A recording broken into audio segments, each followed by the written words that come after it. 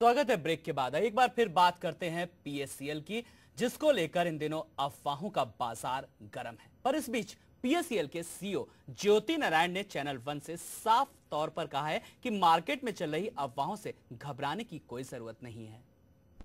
मैं हूं नसीम खान और आज हमारे साथ मौजूद हैं पीएससीएल कंपनी के सीईओ ज्योति नारायण जी, जो उन तमाम सवालों के जवाब देंगे जिनको लेकर पीएससीएल पर उंगलियां उठाई जा रही हैं। आखिर कौन रच रहा है पीएससीएल के खिलाफ ये सारी साजिश, इन सवालों के बारे में हम बात करते हैं ज्योति नारायण जी से। ज्योति जी, स्वागत है आपका। जानना चाहेंगे आपसे कि जो लगातार अफवाहें सामने आ रही हैं बाजार में, उन अफवाहों के बारे में आपका क्या कुछ कहना है? आपने बिल्कुल सही बात कही कि ये जो अफवाहें जो है ये बाजार में आ रही हैं, ये सिर्फ अफवाहें ही है और इनका कोई भी तथ्य है नहीं।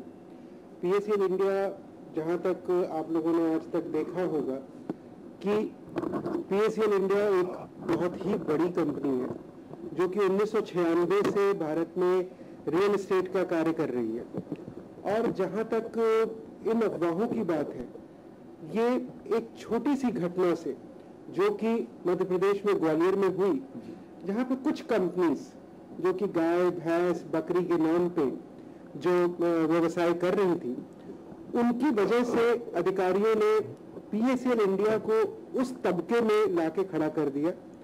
हालांकि पीएससीएल इंडिया ने जब तक अपने तथ्य उनको दिए तब तक काफी देर हो चुकी थी और पीएससीएल इंडिया को एमपी हाईकोर्ट में जाना पड़ा। तो अभी हमारा जो डिसीजन है वो एमपी हाईकोर्ट में पेंडिंग है और जुडिशरी, जिसको कि हम इंडिया में सुप्रीम मानते हैं, हम उसके डिसीजंस का वेट कर रहे हैं। ज्योति जी, जाहिर सी बात है, निवेशकों ने बड़ा पैसा लगा रखा है कंपनी के अंदर, थोड़ी घबराहट पैदा होती है उनके सामने। तो अब कहीं ना कहीं वो मान ले कि उनका जो पैसा लगा हुआ है वो सुरक्षित है और किसी भी तरीके से उनके साथ कुछ धोखा नहीं हो रहा है। देखिए, ऐसा है कि जहां तक आपने कहा कि निवेशकों ने, मैं पहली चीज तो ये सही करना चाहूंगा कि ये हमारे निवेशक नहीं है, ये हमारे ग्राहक है जो हमसे जमीन का क्रय और विक्रय करते हैं।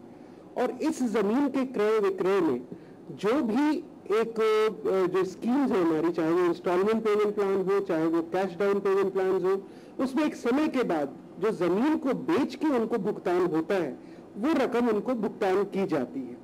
तो ये जो एक आपका ये हम लोग पे एक आपने एक एलिगेशन लगाया कि काफी उनमें घबराहट है, बिल्कुल गलत बात है। मुझे अपने निवेशकों पे और अपने एजेंट नेटवर्क पे, जो कि शायद लाखों में होगा, उसमें पूरा विश्वास है कि मेरा कोई निवेशक घबरा नहीं रहा है, अनलेस कि उसको किसी और तरह से प्रोजेक्ट किया जाए। क्योंकि मेरी भारत में 280 ब्रांचेज या 275 ब्रांचेज हैं और जहां की हमारे यहाँ 5,000 से 6,000 एम्प्लॉइज काम करते हैं पीएससीएल इंडिया में। और मेरे पास सारा रिकॉर्ड्स है कि हमारे सारे ऑफिसेस प्रॉपरली चल रहे हैं। हाँ, जहां तहां इस मीडिया प्रोजेक्शन से कुछ गलतफहमियां पैदा होती है तो नेचुरली ये मास बिजनेस है, तो थोड़ी बहुत जो है वो केओस को अगर हम फिर से सामने लेके आते हैं तो बड़ा लाजमी है कि ये चीज जो है लोगों को थोड़ा सा चिंतित करती है। लेकिन मैं अपने ग्राहकों को, अपने एजेंट्स को ये विश्वास दिलाना चाहूंगा कि पीएससीएल इंडिया लिमिटेड इतनी सक्षम है कि जो उनके पैसे हमारे पास होंगे अगेंस्ट प्लॉट्स, उससे कहीं ज्यादा, जैसा आपने ईटी में भी पढ़ा होगा या मेरे दूसरे स्टेटमेंट्स में भी देखा होगा कि अगर लाइबिलिटीज हमारी 15 से 20 हजार करोड़ की बताई जा रही है, तो आज के दिन जो हमारा वैल्यूएशन चल रहा है, जो कि हम करा रहे हैं इंटरनेशनल फर्म से, वो 75,000 करोड़ का तो हो चुका है। तो मैं अपने निवेशकों को, जिनको कि ग्राहकों को, ये कहना चाहूंगा कि इसमें घबराने की कोई क्या बात है। और सबसे बड़ी बात, मुझे सिर्फ ताज्जुब इस बात का है कि जब हम बार बार कह रहे हैं कि ये केस जिसमें कि सेबी ने हमें एक कलेक्टिव इन्वेस्टमेंट स्कीम के अंतर्गत लाने की कोशिश की थी, तो हम राजस्थान हाईकोर्ट से वो केस जीत चुके हैं। और उस केस को जीतने के बाद हमारा केस जो है वो उच्चतम न्यायालय में पेंडिंग है। अब सुप्रीम कोर्ट में अगर कोई डिसीजन पेंडिंग हो तो मैं उस पर कमेंट पास करने की कोई काबिलियत नहीं रखता हूं। और मैं ये कहना चाहूंगा कि और किसी को भी कोई हक नहीं बनता कि इंडिया कॉन्स्टिट्यूशन के हिसाब से जुडिशरी इज सुप्रीम, हम उसके जजमेंट का वेट न करके हम इन तमाम चीजों में आ रहे हैं और लोगों को भ्रमित कर रहे हैं।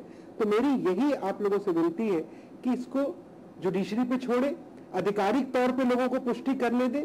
ये बिल्कुल सही है कि हम यानी कि मैं, ज्योति नारायण और मेरे डायरेक्टर्स सारे, आपने खुद देखा कि सारे ऑफिसेज में काम हो रहा है, सब जगह लोग बैठे हैं, जबरदस्ती खबर उड़ाई जा रही है कि लोग भाग गए। मुझे नहीं समझ में आता कौन कहां भागा है, क्योंकि हमारे सारे कार्यालयों में कार्य हो रहा है। एक दो कार्यालय जहां प्रॉब्लम्स होंगी वो हम जुडिशरी के द्वारा ही लड़ रहे हैं और हमें पूरा विश्वास है कि हम जीतेंगे। तो ये छोटी सी चीज का एक क्या कहते हैं, राई का पहाड़ बनाने वाली बात है, जिसको कि बहुत ज्यादा किया गया है। मैं स्वागत करना चाहूंगा सारी अधिकारियों का, सारी एजेंसीज का, कि वो आए और हमारे रिकॉर्ड्स वेरीफाई करें और फिर देखें कि हम सच है या गलत। तो पीईसीएल के सीईओ ज्योति नारायण ने हमारे संवाददाता नसीम से साफ तौर पर कहा है कि निवेशकों से कि अफवाहों पर कोई भी ध्यान ना दें। फिलहाल बढ़ते हैं अगली खबर की ओर। 2G मामले में बुरी तरीके से फंसे केंद्रीय कपड़ा मंत्री दयानिधि मारन ने अपने पद से इस्तीफा दे दिया है। कैबिनेट मीटिंग के बाद मारन अपने निजी गाड़ी से दोबारा पीएम से